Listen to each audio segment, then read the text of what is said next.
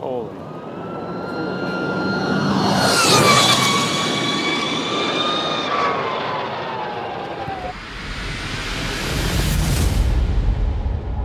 This year it feels different. This is my 30th year racing motorcycles. I've been racing motorcycles for 30 years. Testing's always boring to me. I like the thrill of, the adrenaline rush of racing somebody. Like I have this little kid energy in me again. Griffin, you want to say hi to the camera? Series that we're doing is to just show the real story about something. No clutch lever, no shift lever, obviously no gas.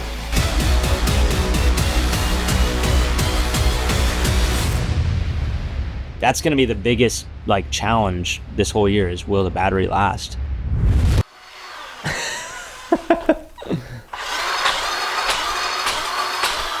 I'm sorry. My brain was just going some totally different direction right now. So I'm doing something I've never done before. I'm going electric. And then you can literally go to that song. What is it called? It's by War. Electric Avenue. That's not it. Is it? On to Electric Avenue. Just study a time. Yeah, this is me. This is where we need to make it.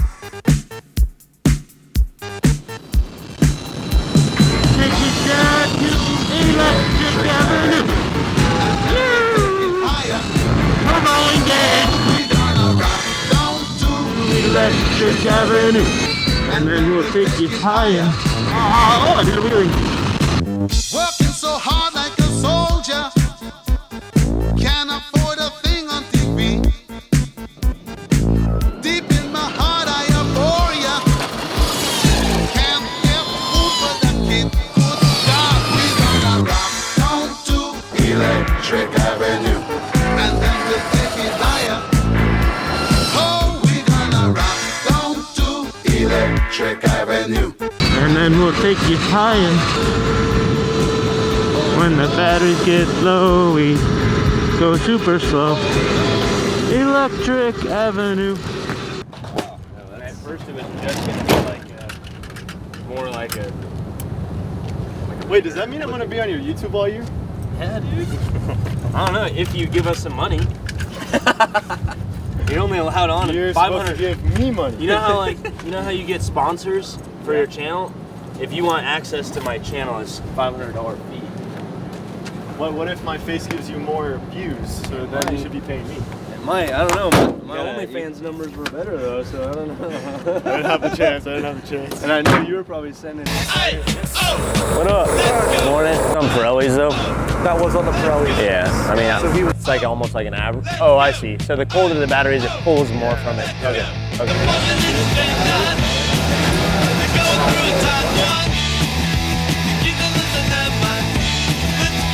Okay, cool.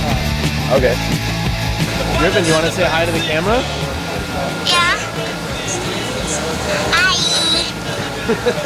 Andrew's decision. I envision showing the lows and highs. I want to see that. I want people to see that process, but I also don't want you guys ever being like, hey, why were you filming that?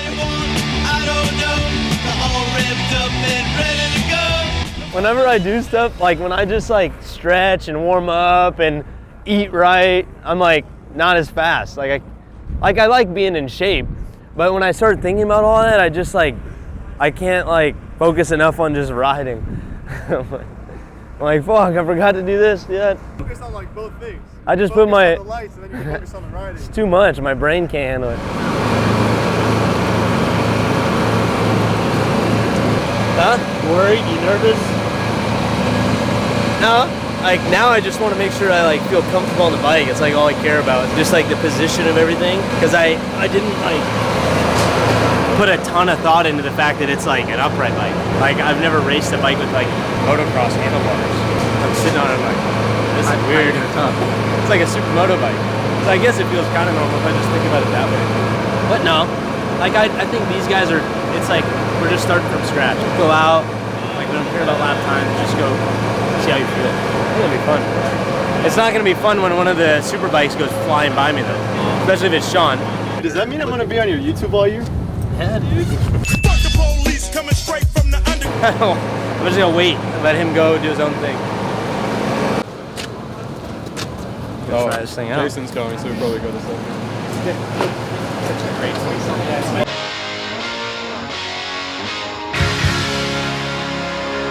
I never meant to be so bad to you. One thing I said that I would never do. A look from you and I would fall from grace. And that would wipe the smile right from my face. So quiet. This is so funny. Alright, so first outing, just kind of making sure everything's good on this thing. Half throttle to warm the batteries up because it's pretty cold out. Okay, I think I'm gonna have a lot of fun on this. I'm literally only half throttle, but it's like, to me, this is like calming. Like, I don't know, like obviously listening to engine noises is fun, especially when it's like super loud like the V4R and stuff, but I just feel so calm. Like I'm in like a happy place right now. And now you find yourself in 82. The disco hotspot's holding the charm for you. You can concern yourself with bigger things. You catch a pull and ride the dragon's wings. I'm really comfortable on this bike. The front feels a little bit, it's just these handlebars, like having to run like motocross style handlebars is little things. Yeah, go in, step over everything on the bike, make sure all looks good to them.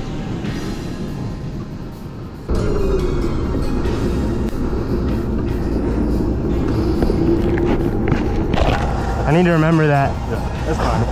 It's not like I'm gonna go grab a handful of throttle, but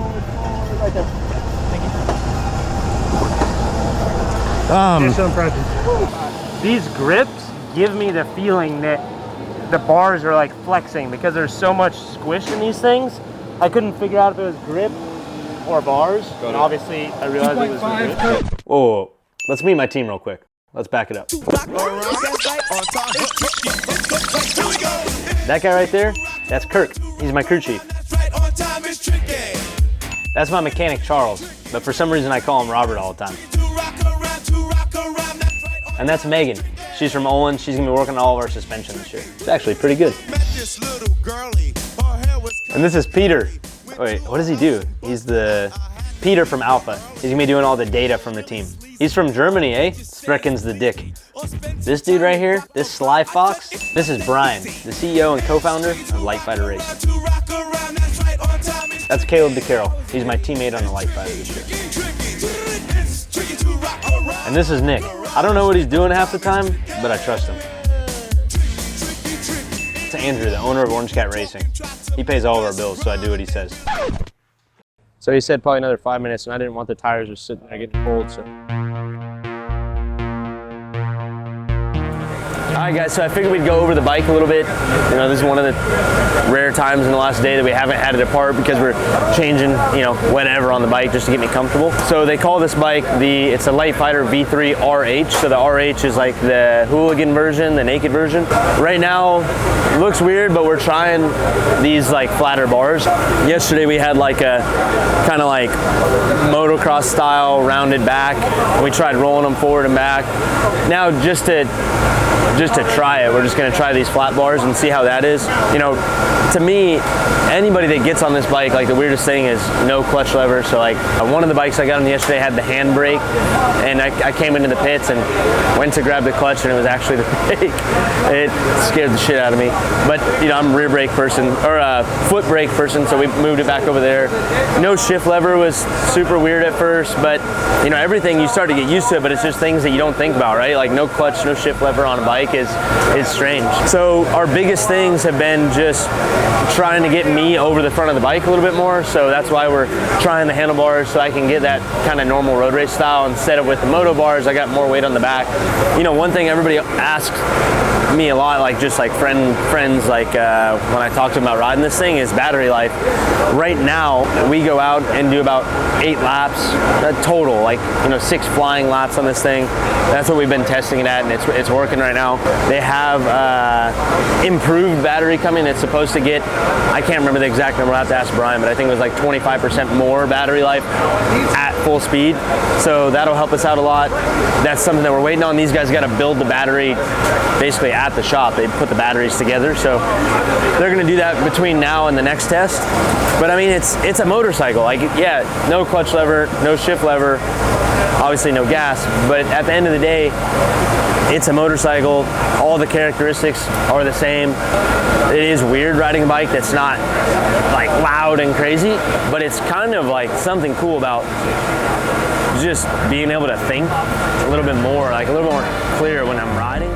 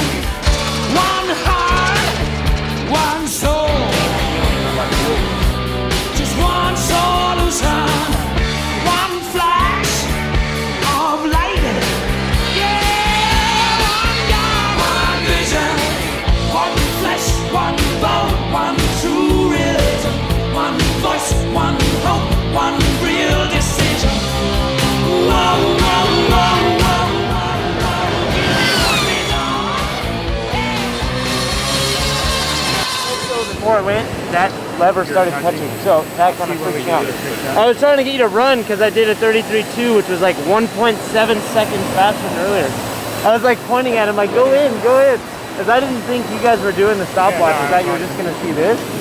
So I'm like, oh, I gotta come in and tell him. That felt fucking good. That was huge. I don't know. I was like, so you know how it has that predictive timing I told you about? I saw where it was like, you know, 3/10, 5/10, 8/10, and I'm like, there's no way. It's got to be thinking my best time was like a 36 or something. It's off. And then I saw, like, the lap felt really good, and I felt more confident. But then I saw that it doesn't show you till after turn 1. Yeah. I'm like, fuck, 33.2. I was like, fuck, if I clean that up. And I wasn't worried about the rear. Like, that's a low, like a mid to low 32, I feel like, easily, like once I get a lap or 2 in. Yeah, that's good.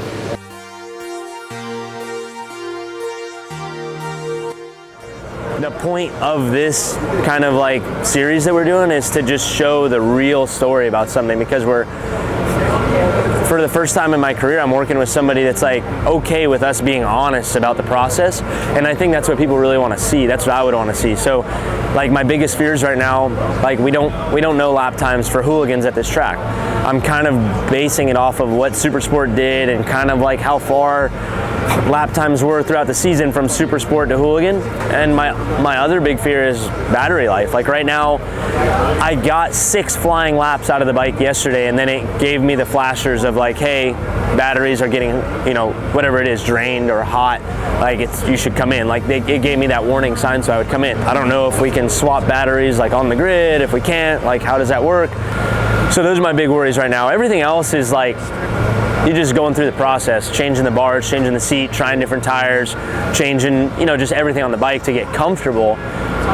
But I can ride around all those problems. The big stuff right now is, can we finish the race and will we be fast enough? So yeah, those are my worries right now.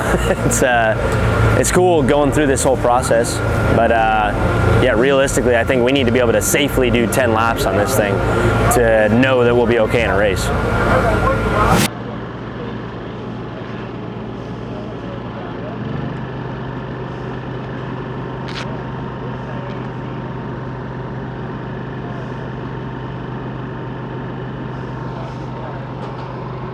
Has anyone ever put their finger in your butt?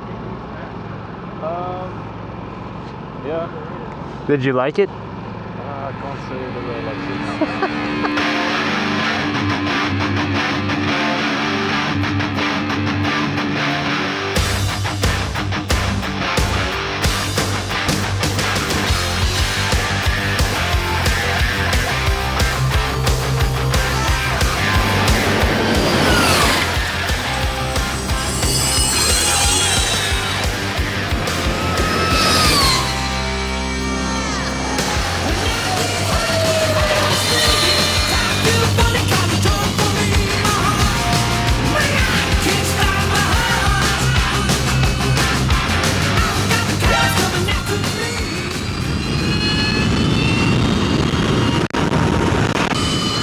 Alright, just so we know, just so that they can go back and look at what just happened. I was exiting the bowl corner, I believe, and I had the bike completely cut power. I thought that the bike was going to be unresponsive when I touched throttle, but whenever I reapplied throttle, it was fine. But I'm going to come in and fix just because I want to check out whatever just happened.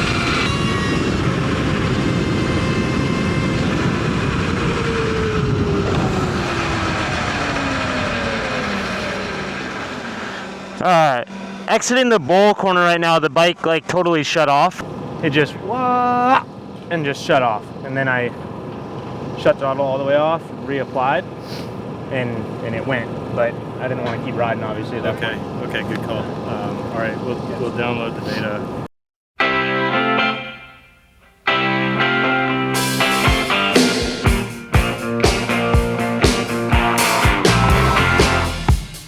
We've got multiple batteries that we're swapping into the bike, and we think that one of the batteries has maybe an isolation fault or something going on. For that one, for this test, pulled that battery out of rotation, and so it's not one of the ones that we're swapping in. And to be honest, we're gonna have to go back and diagnose what the actual root cause of the problem was on the dyno back home. That's the the downside of development, and Josh really out here being like a development rider and riding a prototype bike is sometimes you find these little gremlins that are hard to track down, hard to fix.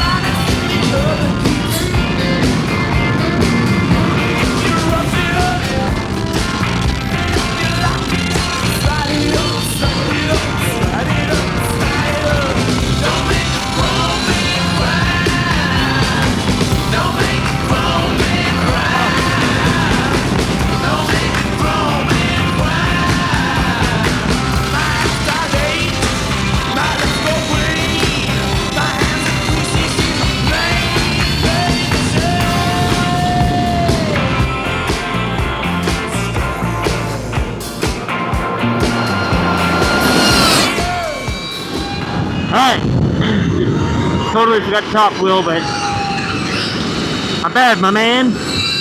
47.5, not too shabby for the old fuck. I'd say it's a good test. Unless Caleb goes out and goes faster, then I'm gonna be pissed. I said 46.4 if the bike felt good. Or 47.4 if the bike felt good, and I fell a little short there. 47.5. Should have called out like a 47 flat. Maybe I would have done a 47.2. That's alright though. I'm happy with that.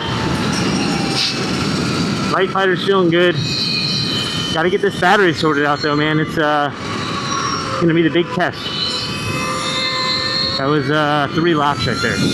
So we did one warm-up lap. I think we did a 47.5 and then maybe like a 47.8 or 9.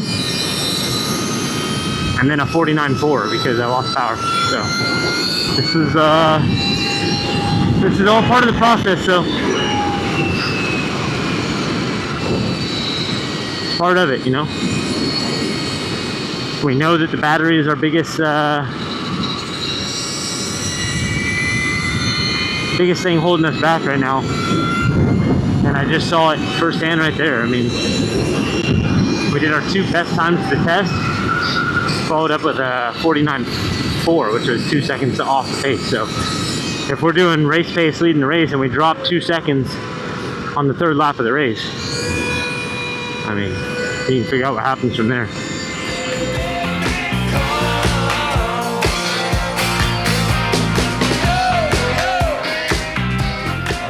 This year it feels different. Like I have this little kid energy in me again where like I'm excited to go out and ride, and I've never been somebody that likes testing. Testing's always boring to me. I like the thrill of, you know, the adrenaline rush of like racing somebody, but something feels different this year. So yeah, just enjoying riding a new bike, getting to know a new team. Yeah, enjoying it. Oh no, we're gonna rock down to Electric Avenue, and then we'll take it higher. Are you good at fighting? To Electric Avenue. When it goes in, it's not that bad, but when it comes out, that's what I don't like. We're gonna rock down to Electric My brain can't handle it. I just put my butt plug in, I'm ready to go. down to Electric Avenue. Imagine what this would feel like if I threw it at you and you were going 130. Rock down to Electric Avenue. This is new. Yeah, this is new. What are you doing? Oh, we're gonna rock down to Electric Avenue, and then we'll take it higher. On the next episode. I've been getting paid to ride motorcycles longer than you've been alive. That's the fucking shit you guys should be worrying about. How is a 35-year-old beating me? I've been doing this for my whole life. What's wrong with this guy?